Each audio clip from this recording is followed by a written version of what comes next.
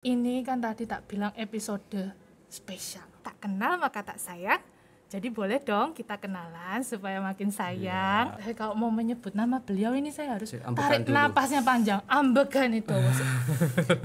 Gitu ya Cak Iping ya. Profesor Dr. Poltak Maruli John Liberty Hutagal, SEAK, Master of Accounting, Master of Economic, and Master of Maya. Panjang. Yang jelas sampean kita semua harus berdoa. Jadi, apalagi ini di masa pandemi COVID-19 ya. Gowo gedang digawe rujak. Selamat datang di Cak Pajak. Cak Pajak, cangkruan pajak Kanwil Jatim Siji. Wani. Jadi cangkruan sambil ngomongin pajak. Iya, cangkruannya berfaedah.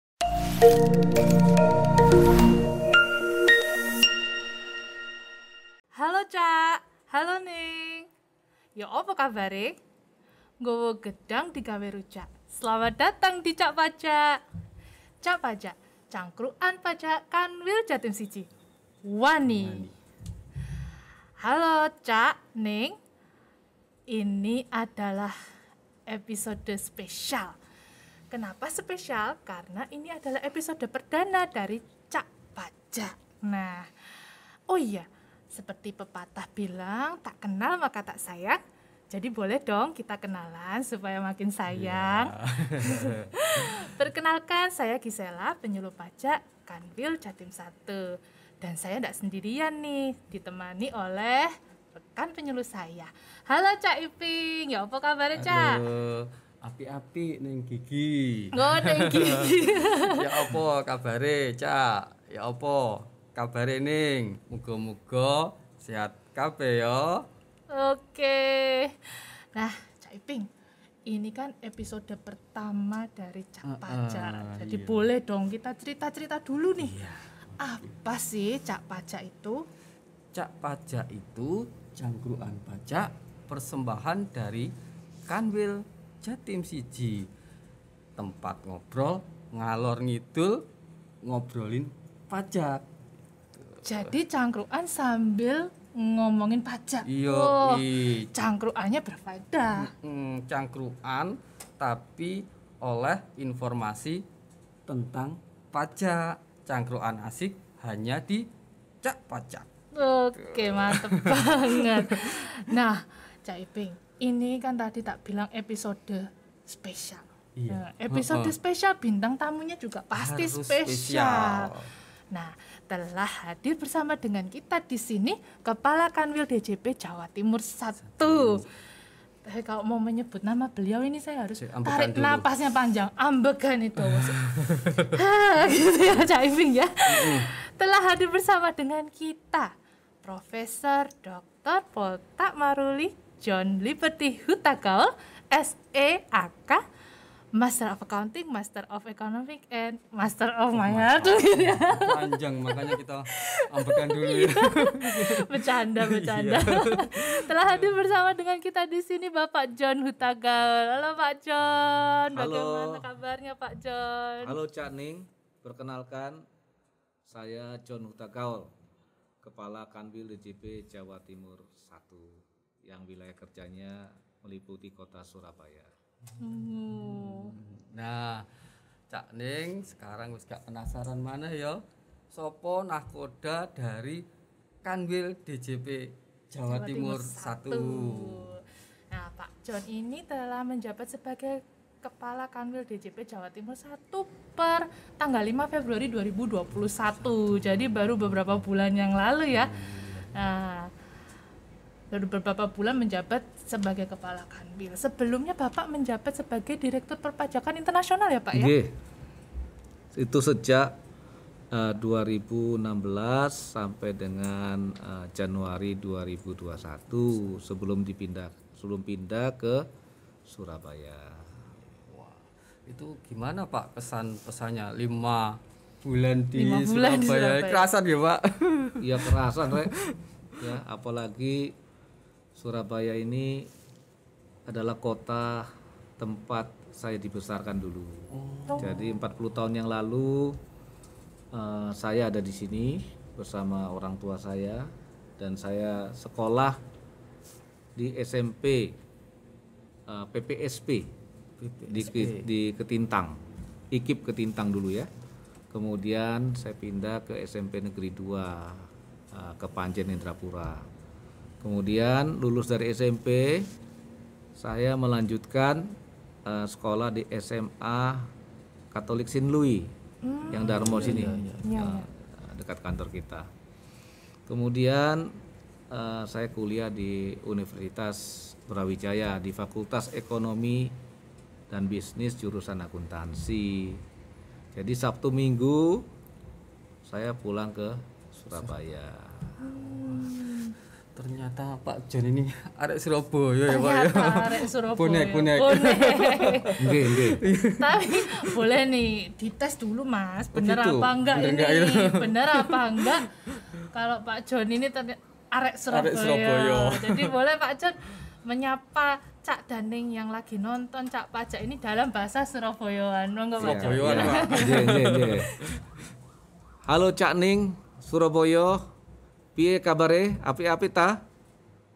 Wah. Sudah lulus belum? Lulus. Masa berani dah lulus? Matur nuwun sanget. Asli arek Surabaya nggih. Bonek itu nggih. Bonek. Boleh kita panggil Lek John gitu berarti. Betul Pak. Monggo. Lek John Utagal. Cocok. Suka bergaul kan Oh gitu iya. ya. Nah Pak John ngomong-ngomong, Cak Daning yang lagi nonton ini beberapa pasti masih pada bingung nih. Apa sih bedanya Kanwil DJP Jawa Timur 1 dengan kantor pajak lain yang ada di Surabaya? Oh iya. Jadi Kanwil DJP Jawa Timur 1 itu melingkupi ya, mengkoordinasi, membina 13 kantor pelayanan pajak ya. 2 diantaranya kantor pelayanan pajak Madya Surabaya dan Madya 2 Surabaya.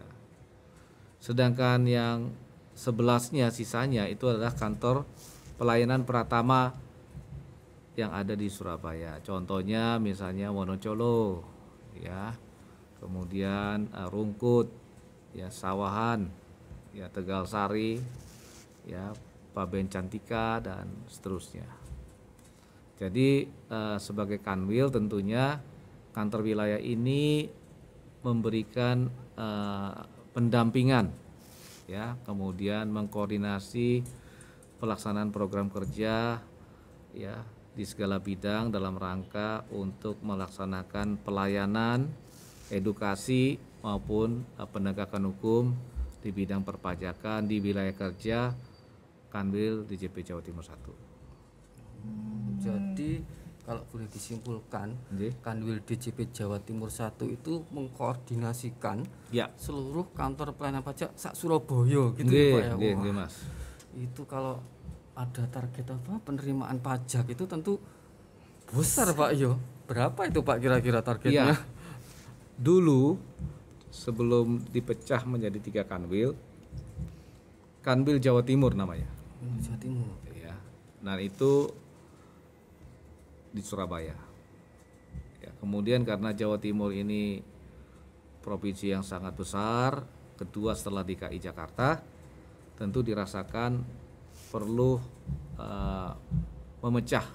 memekarkan kanwil yang ada di Jawa Timur menjadi 3, ya, berdasarkan potensi.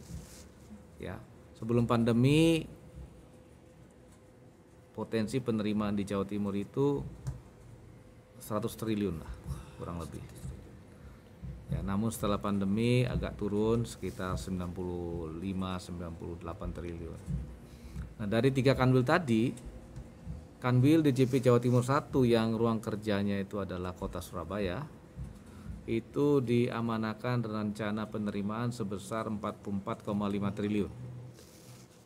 Ya.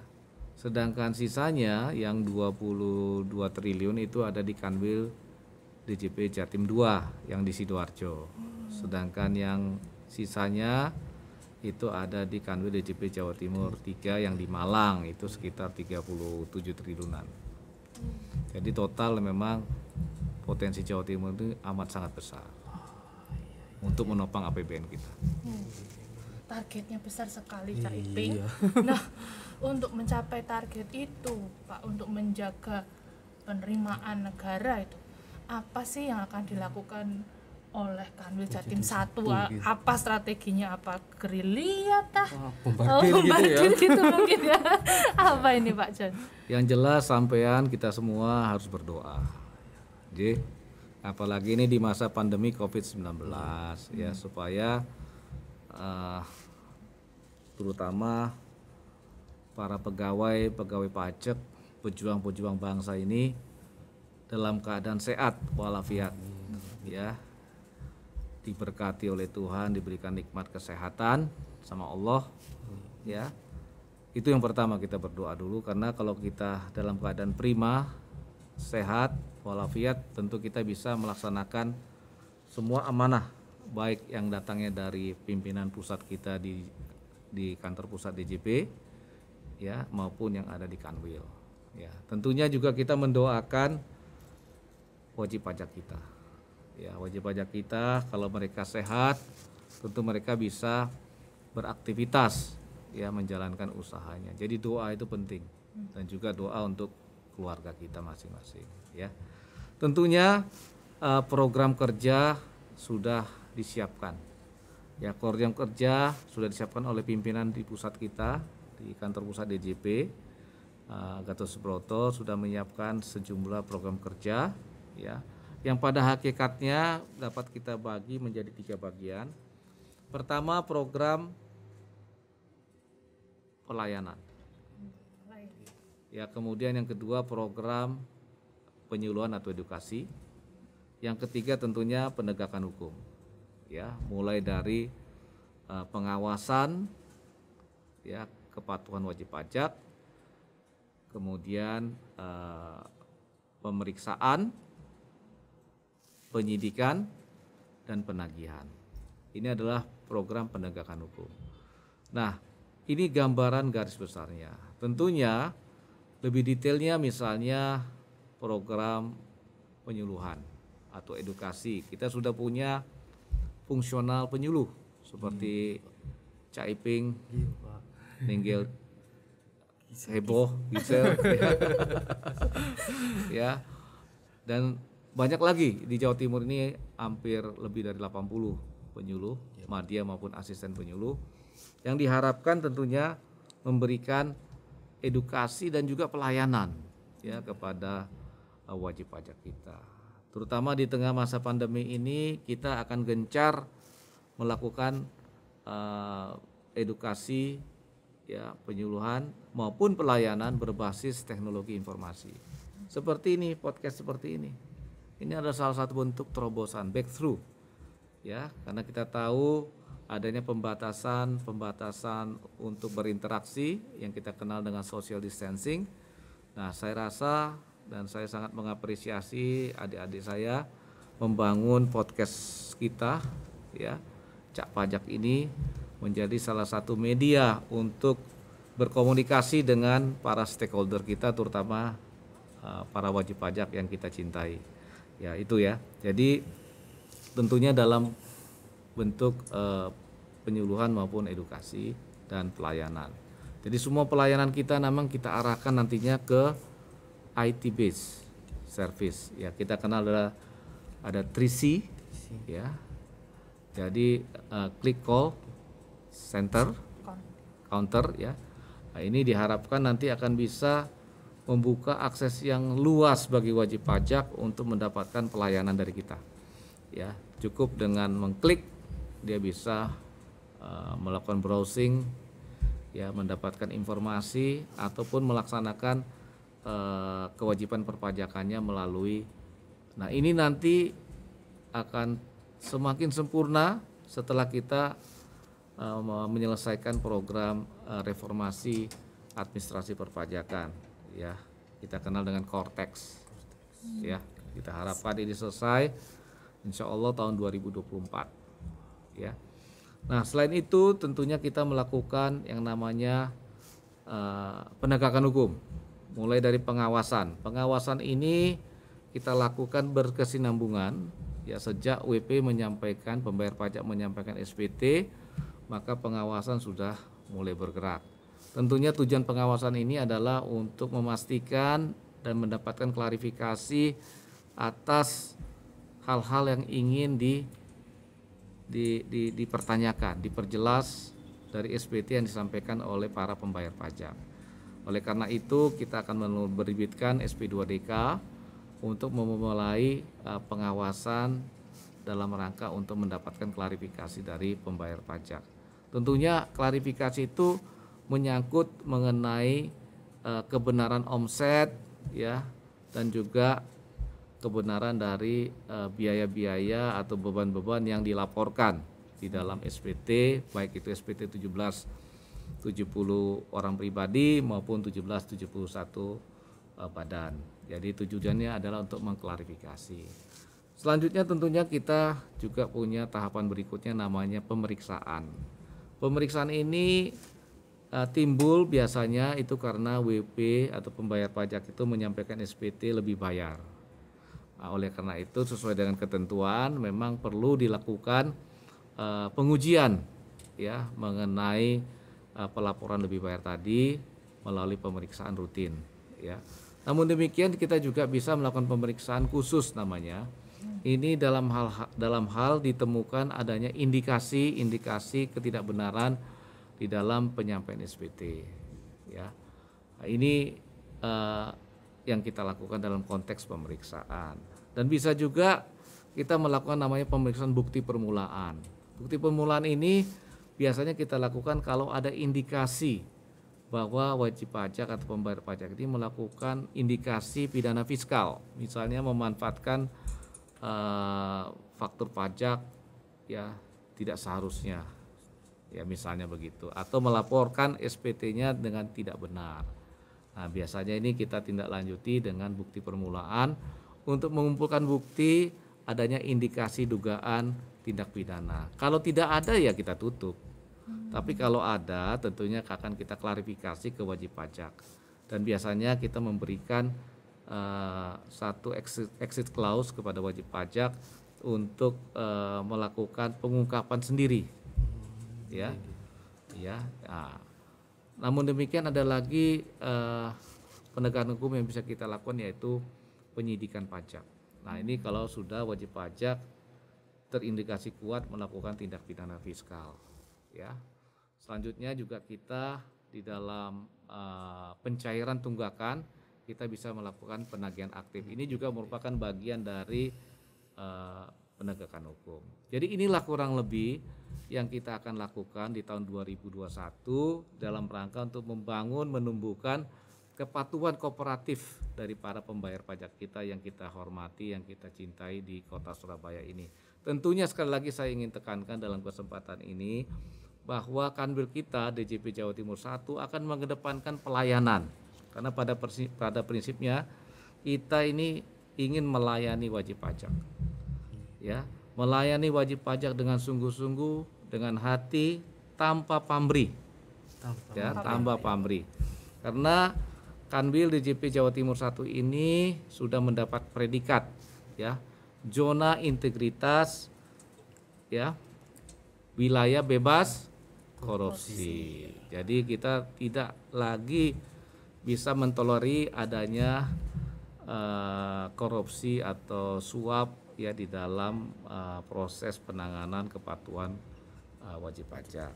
Jadi oleh karena itu saya mohon dengan sangat kepada Bapak Ibu pembayar pajak yang ada di wilayah kerja Jawa Timur 1 ini untuk tidak mentolerir dan tidak memberikan kesempatan dan apapun, ya, yang dapat mengganggu integritas para pegawai pajak di Kanwil DJP Jawa Timur 1. Mungkin demikian deh.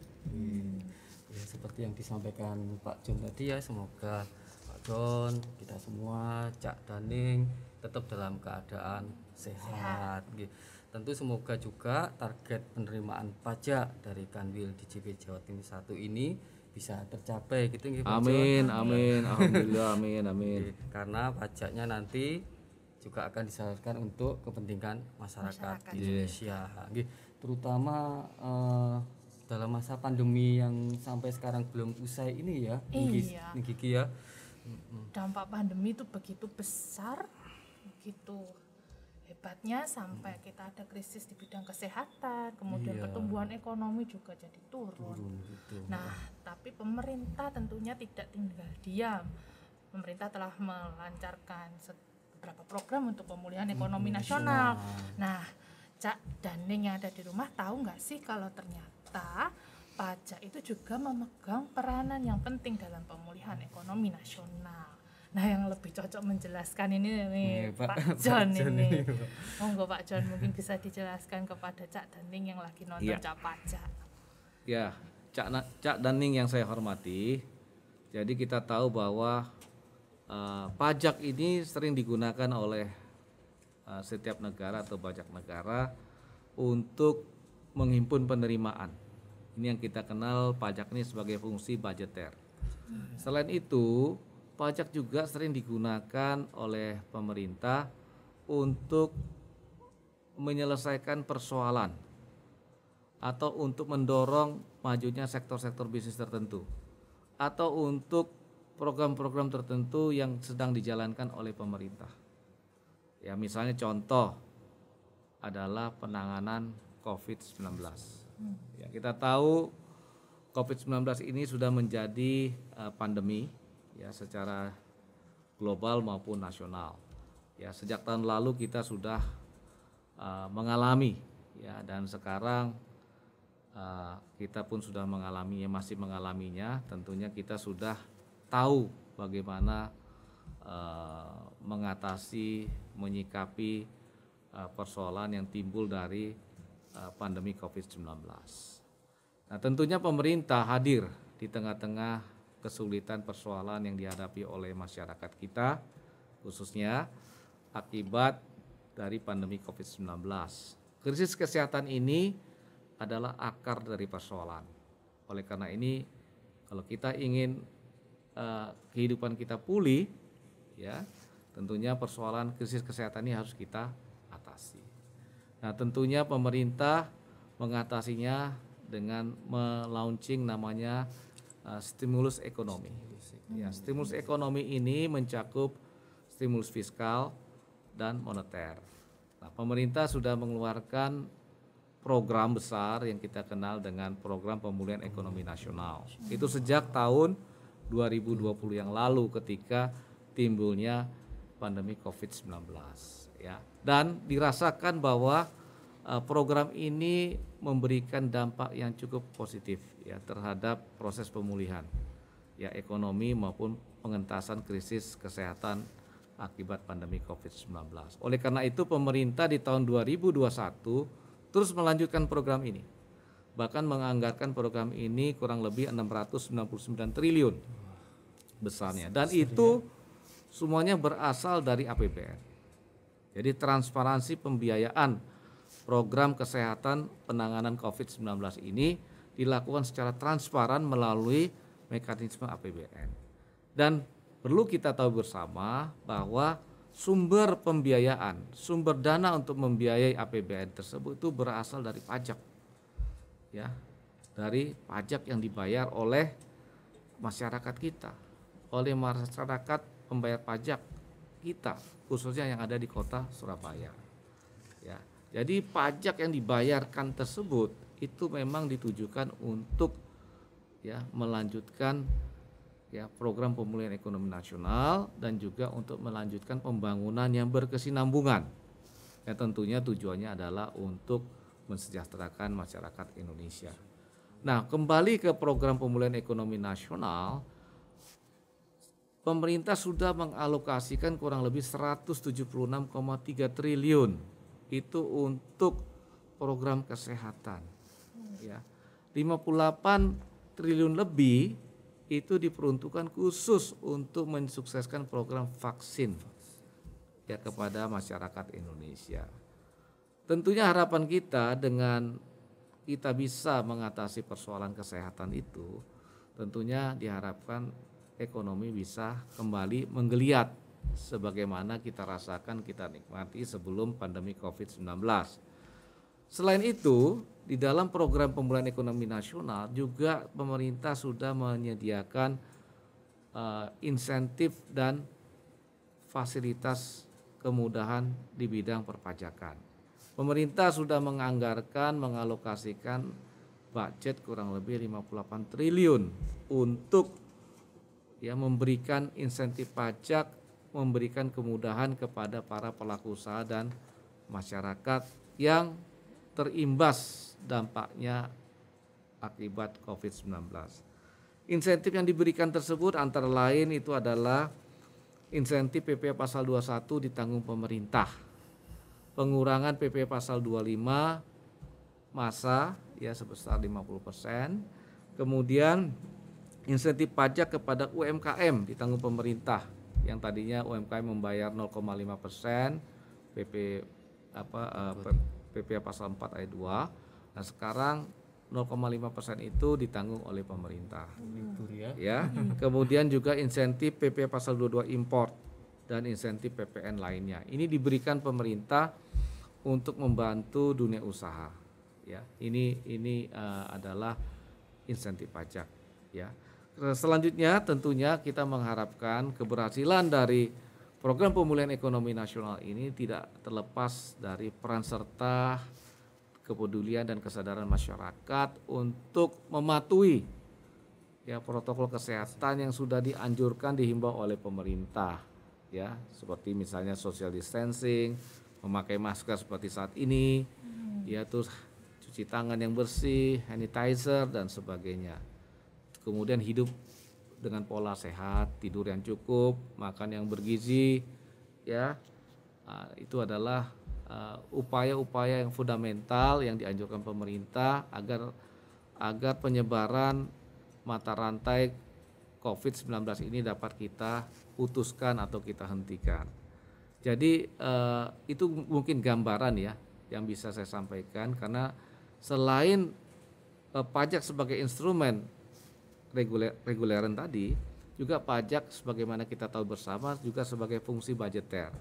Kita tahu tadi saya sudah sebutkan di muka bahwa tahun ini rencana penerimaan pajak kita adalah sebesar 1.229,5 triliun.